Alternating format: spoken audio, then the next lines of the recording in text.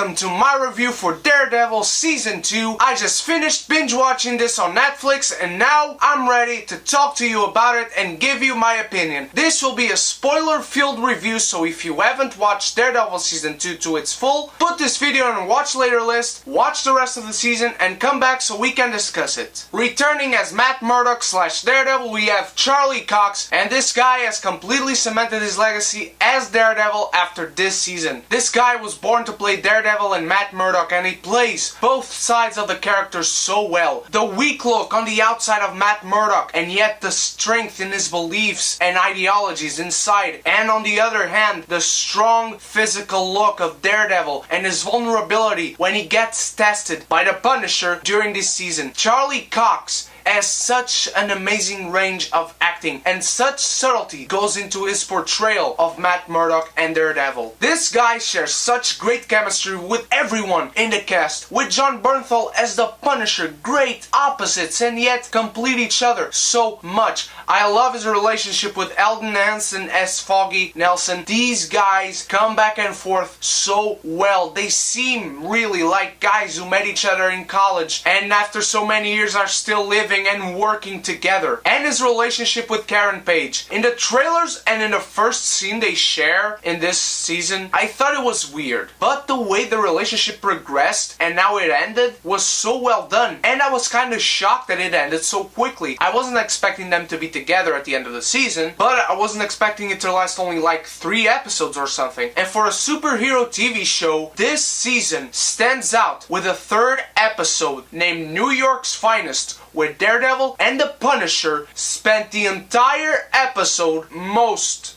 of the episode, in a rooftop talking. And the dialogue, the way they said the lines, everything, the way it was shot, the way it was edited, everything in that episode worked. And after that, my friends, it leads to what will be now known as the Daredevil trope, the hallway fight. And we not only have one, but we have 2. And I don't know if they top the one from the first season, but they are both so unique and so different from the one that was in the first season. The one in episode 3, Daredevil goes into a hallway and then he goes into a stairway and then into another hallway.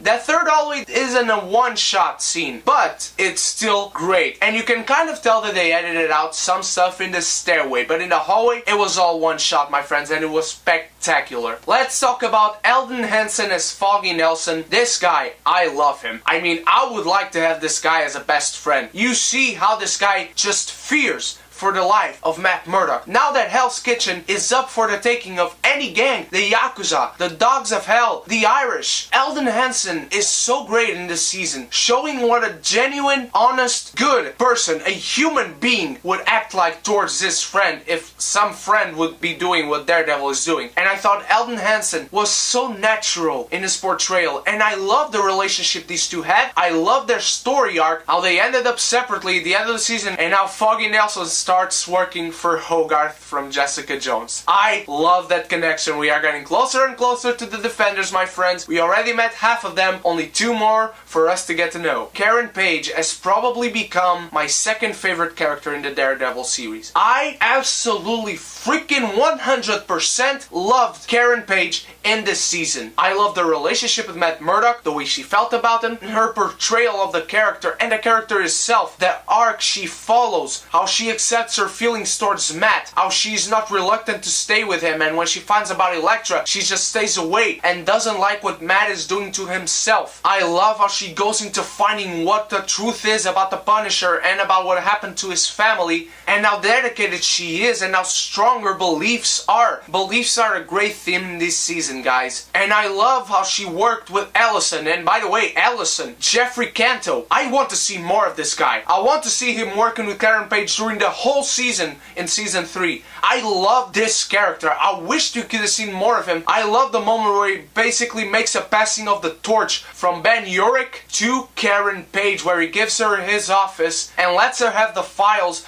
the full coverage of the Punisher case, I absolutely loved. I loved how Karen Page started. I love what she went through and how she went through it, and I loved where she ended up. The final scene completely destroyed me when Matt Murdock tells her that he is Daredevil, and you're just left there hanging till next season to find out what her reaction is. Jon Bernthal as the Punisher. As you can see, I am wearing my Punisher t-shirt. I am a big fan of the Punisher, one of my most beloved characters in the comics. Do I love Jon Bernthal as an actor? Yes. Did he convince me right away? No. And if you saw me discussing the trailers in my previous videos, I had my doubts about Jon Bernthal becoming the Punisher. And for the first episodes, he did not. The first time he truly convinced me was when he first walked into the courtroom in the suit. And I know that's really weird, but at that moment I saw the Punisher and I believed he was the Punisher. I loved the story arc of him and Daredevil. In the first 4 or 5 episodes, they completely miss each other during the whole episode, and then at the end we always get a mini fight scene between them that doesn't really have an ending. Well, you can say the first one has a kind of an ending, but I loved how these two were such different characters and how well we got to know them just by the fact that they completely contrast each other. I love that scene at the rooftop, as I told you, and I love the final scene before Punisher gets arrested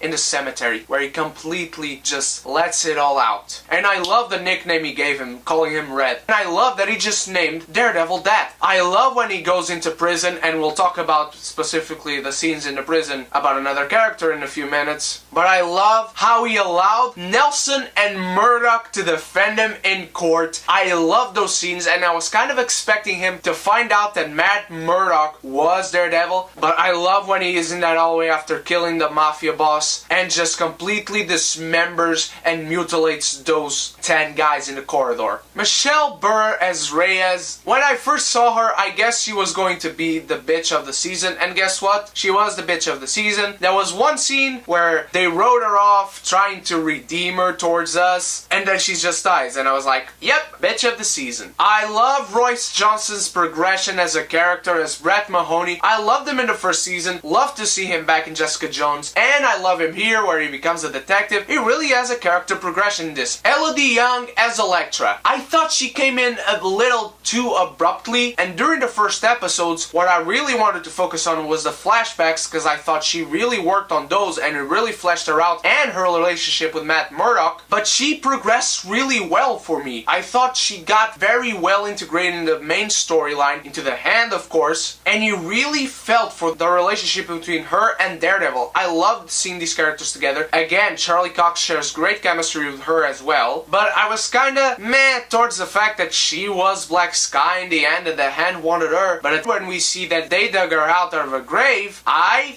thought about Shadowland again. And now her character will be the character that Daredevil was in the story arc Shadowland, which if you haven't read, you should totally do it because it's an awesome storyline, and I would really like to see that in season 3. Let's talk about Vincent D'Onofrio returning as Kingpin. I was not expecting this at all. When he showed up at the end of episode 8, I was just floored. I was watching this in my room all alone, sitting right there, and my jaw just dropped. And I love his storyline with Punisher, how he works him into killing his rival because he knows information about Punisher's family massacre. I loved how he tried to get him killed right then and there. I loved their little fight when Punisher was chained up and how he let him go and Punisher told him they were done. I love his confrontation with Matt Murdock in the interrogation room, how they beat each other up basically. More like Kingpin beat Matt Murdock up. His role in this season was so great. Really little because he left you wanting more, but that's good. My friends, the cinematography works so well in this season. They kept the darkness, but you can tell that now it's not only because of budget, but they do have an artistic touch to it. The fight choreography is still spectacular. The stunts are great, as I told you, because of the hallway fight scenes. I love the story arcs. I love the story arc of Daredevil and the Punisher converging and then completely diverging from each other, just so that the Punisher can now enter a storyline with Matt Murdock, how he goes to get to know Kingpin, which was also an enemy of Daredevil. So now they share an enemy, which is going to probably be a great plot point in season 3 or in the Punisher series. And Jon Bernthal in the end really did convince me. Elodie Yung and Daredevil again share great chemistry. I love their relationship, and I love the relationship they have with Stick. I love that they both hate him so much, and at the end of the season you kind of feel like you should hate hate him too because he's such a despicable character. But speaking of despicable characters and despicable things, let's go to talk about, finally, about the stuff that didn't work. I didn't like Nobu as the leader of the Hand having survived. He didn't have much of an impact in season 1. He was a cool ninja who had an awesome fight with Daredevil in one episode and then he died. And now him being back wasn't that much of an impact. Madame Gao coming out of nowhere, I loved seeing her, but I wish we could have seen more of her. And I thought the scene she was in was really great. I think it could have worked better. One thing that really hurts this season is the pacing. Because we have so many storylines, these are very different storylines in terms of themes and what they're trying to accomplish. So they move at different paces, of course, and that's not bad. The problem is when you have them in the same show and same episodes. I didn't like that Elektra was revealed to be Black Sky. I thought it was a weak reveal and they didn't work towards that. They didn't have any build up, any foreshadowing. And those are my positives and negatives about Daredevil Season 2. And because of that, I will give Daredevil Season 2 an absolute amazeballs. Thank you so much for watching, guys. Let me know what you thought of Daredevil Season 2 in the comments below. Give this video a like, and if you are not subscribed yet, go click that button right down there and give a like in my Facebook page. And stay tuned, because in 2 days when I upload my Pride and Prejudice and Zombies movie review, I will have a special giveaway for you guys. But you have to give a like to the Facebook page and subscribe to this channel if you want to have a chance to win. Also, leave your questions for my Q&A coming on the weekend of Batman v Superman Dawn of Justice, and I'll see you in the next review. Cheers!